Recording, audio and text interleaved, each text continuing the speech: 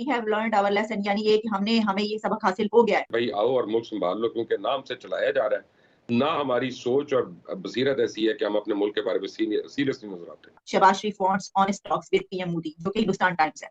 तो क्या हम इससे ये मुराद लें कि अब पाकिस्तान आगे बढ़ के उसने ऑफर किए कि आइए टेबल टॉक करते हैं, तो इंडिया इस बारे में क्या सोच रहा है? इंडिया तैयार है टॉक करने के लिए? अभी आज जो ये पेशकश आई है बातचीत करने की, इसके 2-4 पहलू है जो देखना पड़ेगा। देखिए, कोई भी चीज जियोपॉलिटिक्स में स्ट्रेट फॉरवर्ड नहीं होती, कोई डायरेक्ट नहीं होती। अभी पाकिस्तान की जो परिस्थिति है, इंडिया के साथ ट्रेड करना पाकिस्तान का कंपल्शन है, भारत के लिए ऑप्शन है। अभी इंडिया का फायर पावर इतना बढ़ चुका है कि पाकिस्तान को पता लड़के कुछ नहीं होगा, और अगर न्यूक्लियर की भी नौबत आती है तो उससे भी अल्टीमेटली कुछ रिजल्ट मिलना नहीं।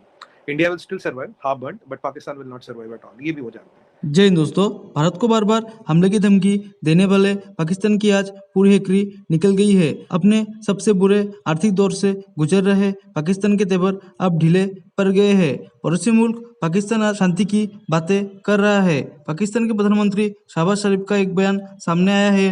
अपने बयान में शहबाज शरीफ के सुर बदले बदले दिख रहे हैं। शहबाज शरीफ ने कहा कि पाकिस्तान ने भारत के साथ 3 युद्धों के बाद सबक सीख लिया है। हर युद्ध में लोगों को सिर्फ दुख, गरीबी और बेरोजगारी मिली है। हमने अपना सबक सीख लिया है और हम भारत के साथ शांति से रहना चाहते हैं।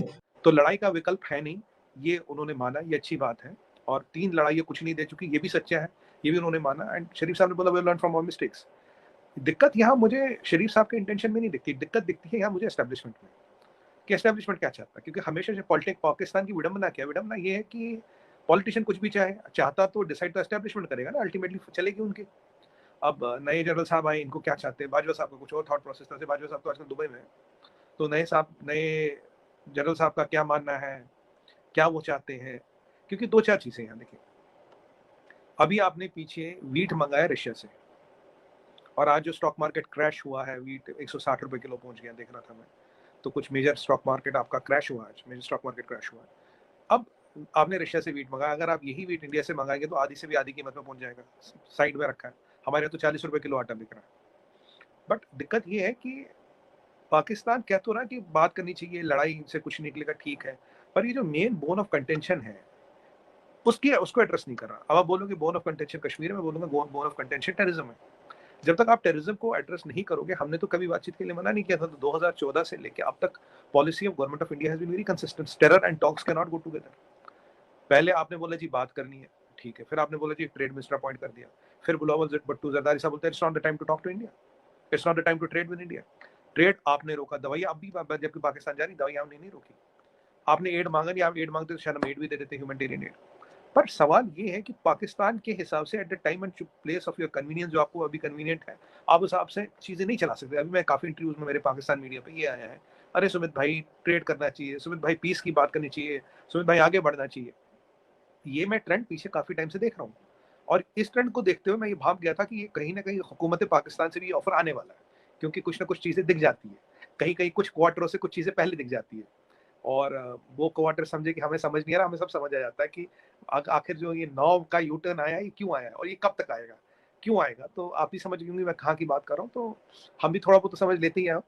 अब ये 9 में यू टर्न आने वाला आलिया जी पता लग गया था। और आज ये सच में बताऊँ आपको, आज ये जो शरीफ साहब का स्टेटमेंट आया तो मैं हैरान नहीं हुआ, क्योंकि I was expecting this, I swear to God I was expecting this कि ये स्टेटमेंट आने वाला है। But point of contention Sharif sahab America को ये भी बता रहे हैं, शरीफ साहब IMF को ये भी बता रहे हैं कि भाई मैंने तो बात की पेशकश की, वो तो भारत जी बात करेगा नहीं। अभी तक एक पोजीशन डिफरेंट थी। अमेरिका ने कहा तुम तो कह रहे मैं बात ही नहीं करनी, मैं ट्रेड नहीं करना, भारत क्या करे। अब देखो जी, हम तो कह रहे हैं कि हमें बात करनी है, हमें ट्रेड करना है। हमारे एक्टर्स को भारत के पिक्चर में काम करने दो, आपका फायदा। हमारी मुल्ला जाट को भारत में रिलीज होने दो, आपका फायदा। अभी भारत के साथ ट्रेड करो, आपका फायदा। अभी भारत की इकोनॉमी हमारे लिए खोलो, आपका फायदा। अभी भारत के इंपोर्ट्स हम खोले, आपका फायदा। अभी भारत के एक्सपोर्ट करें, आपका फायदा। अभी जब आपका टाइम होता, जो आपका फायदा होता, उसके हिसाब से आपकी फॉरेन पॉलिसी में चेंजेस आते हैं। पर जो मेन बोन ऑफ कंटेंशन, आज भी उन्होंने कश्मीर नाम का वही वर्ड लगा दिया। कश्मीर तो मसला है ही नहीं ना, मसला तो POK है, मसला तो गिलगित बाल्टिस्तान का है। तो बात तो उस पर होगी, खैर कश्मीर पे तो मसला है ही नहीं कुछ। आज दिक्कत ये है कि वो फिर उसी चीज में जाके फंस गए कश्मीर। अब मसला क्या है? मसला है कि भाई अगर आप ये टेररिज्म रोक रहे हो, क्या करो? टेररिज्म रोकने के लिए अगर 10-15 चीजें की जाए ग्राउंड पे, और आलिया जी आपको हमें बताने की जरूरत नहीं पड़ेगी, इस पाकिस्तान हमारे भी थोड़े हाथ पैर दाएं बाएं हैं, वो हमें पता लग जाएगा टेररिज्म रुक गया, कोई काम हो रहा है। नहीं देखिए ना, अगर अगर आप मुझे मौका दें, अभी जो FATF से नाम जो है बाहर आया है, हमने काफी ऐसे लोगों को पकड़ा, फिर उनके ऊपर जो उनकी कंडीशंस थी पूरी की, फिर उनकी टीम आखिरी जो है यहाँ पर आई, फिर सारा हुआ, उसके बाद ही हुआ, तो कुछ थोड़ा बहुत काम तो हुआ है। जी मैं बताता हूँ। देखिए FATF का जहां तक मसला होता है, अगर आप टेक्निकली उसमें घुसे, FATF में 3 इशू होते हैं। सबसे पहले जहां अमेरिका वोट करता वहीं पूरे 13 कंट्रीज वोट करती है।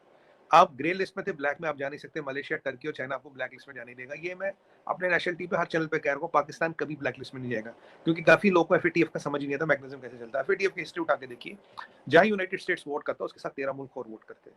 मैंने आपके एक चैनल पे बोला था, मैं चैनल का नाम नहीं लेना चाहता अभी, इट्स नॉट गुड, आप कंपटीटर हो। मैंने बोला था आप FATF की ग्रे लिस्ट में तब तक हो जब तक यूनाइटेड स्टेट्स ऑफ अमेरिका चाहे। आप FATF की ग्रे लिस्ट से निकल जाओगे जब अमेरिका चाहेगा। आपको डालने वाला है अमेरिका, आपको निकालने वाला है अमेरिका, आपको वहां रखने वाला है अमेरिका। आप ग्राउंड पे कुछ भी मत करो, तब भी आप निकल जाओगे। मुझे बताइए, क्या ट्रेनिंग कैंप बंद हुए? क्या लॉन्च पॉइंट बंद हुए? क्या अभी आज हमारे ड्रोनों से असला आ रहा है, ये बंद हुआ? ड्रग्स आने बंद हुए? बैड टीम्स एक्टिव नहीं है? नई रेडिकलाइजेशन नहीं हो रही है? नई चीजें नहीं हो रही, जो प्रोपेगेंडा है वो नहीं चल रहा। ये जो आपके यहाँ 50,000 जहादी घूम रहे, इनको पकड़ा गया, ये लकवी, हाफिज सैयद वगैरह, ये कहाँ है? टेक्निकल होल्ड लगने बंद हो गए। और ये जो सलाउद्दीन तो कश्मीरी, इसको हैंड ओवर कर दो। अगर आपको टॉक्स चाहिए और आपको प्रोडक्टिव रिलेशन इंडिया से चाहिए, इंडिया एक्शन मांगता है। इंडिया एश्योरेंस पे नहीं जीता आलिया जी, इंडिया डजंट नीड एश्योरेंस। मैंने आपको पहले बोला, इंडिया पाकिस्तान का इंडिया के साथ ट्रेड करना इज अ कंपल्शन, इंडिया का ऑप्शन है, नहीं भी करो कोई फर्क नहीं पड़ता। तो अगर आपको करना है, जरूरत आपकी, कोई बात नहीं, जरूरत किसी की भी हो सकती है, मैं उस चीज में नहीं, मैं I am not trying to have upper hand कि भाई आपकी वो बचकानी बात होती है। बात ये है, what is the action? We don't want talk from prime minister Sharif, we want action. ये उठा के सलाउद्दीन को दे दो ना, हमें सलाउद्दीन को हैंड ओवर कर लो, ये लो सलाउद्दीन, आप ये कैंप बंद करो। आप जब बंद करोगे, जिस दिन आप बंद करोगे उसके 48 घंटे में नहीं, 48 मिनट में हमें पता लग जाएगा आपने यहाँ ये कैंप बंद किया। ये भी हमारे पास इतना इंटेल है पाकिस्तान में, बट वो आप बंद करोगे नहीं, वो आप चीज करोगे नहीं। आप फिर एक चीज आपने अटका दी है बात करने के लिए, आप अमेरिका को, वेस्ट को, IMF को, वर्ल्ड बैंक को देने के लिए आपने एक फंडामेंटल चेंज कर दिया पीछे। एक पॉजिटिव चीज जरूर देखूंगा कि जो शरीफ साहब कहते हुए learn our lessons from 3 wars, क्योंकि वॉर से आपको फायदा हुआ नहीं, आपको अभी पता है वॉर से फायदा नहीं होगा। मैं एक आर्टिकल लिख रहा हूँ कि why India's fire power has become a deterrence, आएगा तो आपको कॉपी भेज दूंगा, क्योंकि फायर पावर इतना बढ़ गया इंडिया का, it is naturally a deterrence, क्योंकि लड़के अब जीता जा नहीं सकता। तो वो पाकिस्तान हो, वो चाइना हो, या वो दोनों मिलके भी तब भी नहीं जीत सकते। तो जब ये पता है तो लड़ने का विकल्प हो जाता है बंद, लड़ने का ऑप्शन हो जाता है बंद, वो जो गजवा हिंद वाली मेंटालिटी वो बंद हो जाती है।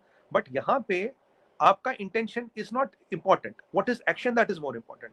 अगर 5-10 ऐसी एक्शन आ जाए ग्राउंड पे जिसको वांट टू वेरीफाई करे, मैं ये नहीं चाहता रात रात में सब बदल दो, नहीं बदलेगा, बट 5-10 चीजें ऐसी हो जाए, हाँ जी हाँ ये वाकई में कंट्रोल हुआ है, और उसके लिए चाहिए एस्टेब्लिशमेंट। अब आसिम मुनीर साहब क्या चाहते हो तो वही जाने, उनका स्टेटमेंट तो आया नहीं कभी भी। पीछे एक अजीब एडम पाकिस्तान में, पीछे बाजवा साहब कहते थे we want normal relations with India. आपको याद होगा आलिया जी एक डॉक्यूमेंट भी निकाला था, 100 साल तक नॉर्मल रिलेशंस। अब जब मैं आपके एक चैनल पे था, मैंने बोला यार वो डॉक्यूमेंट कहाँ गया, मैंने कहा 2 क्वार्टर बाद वो डॉक्यूमेंट ना मिलेगा ना कोई मिलेगा, ना उसके आगे पीछे कुछ दिखेगा। मुझे आपके होस्ट साहब कहते सुमित भाई ये डॉक्यूमेंट 100 ईयर्स का है। मैंने कहा अभी मैं 2 क्वार्टर की बात करता हूँ, मैं 1 साल की भी बात नहीं करता, 3 महीने का क्वार्टर होता है, 6 महीने बाद फिर आपसे बात करूंगा, आप डॉक्यूमेंट भूल गए होंगे, आपकी याददाश्त से भी वो गायब हो गया होगा। तो कह रहे नहीं ये डॉक्यूमेंट में एस्टेब्लिशमेंट का भी कहना, गवर्नमेंट का भी कहना। मैं कहा भाई let's see action on the ground. कभी आप डॉक्यूमेंट निकालते हैं, कभी बाजवा साहब स्टेटमेंट देते हैं, आप शरीफ साहब स्टेटमेंट दे रहे हैं, एक्शन क्यों नहीं हो रहा? अगर आपका इंटेंशन है तो एक एक्शन कर लीजिए ना, 4-5 टेंजिबल स्टेप उठा के दिखा दीजिए हमें, हम मान जाएंगे, हम भी 5 कदम आगे बढ़ाएंगे। ये जो आपने बात की ना, मैं इसी को बात को आगे बढ़ाती हूँ। हमारी तरफ से भी जब ये बातें की जाती हैं, जैसे मैं खुद ये कहती हूँ, ये जो इसके अंदर उन्होंने बात की कि दोनों कंट्रीज को 3 जंगे क्या 4 जंगे हम भूल जाते हैं, तो हमें ये याद रखना चाहिए जंगे किसने शुरू की, फिर हमें याद रखना चाहिए इसमें शिकस्त किसको हुई, फिर हमें ये बात करते हुए ये भी याद रखना चाहिए कि जब हम ये कह रहे हैं कि इन जंगों की वजह से दोनों मुल्कों में भूख और वो नंग पैदा हुई है, तो जो पैदा हुआ है उसकी वजह से इस वक्त हम मुश्किल में हैं।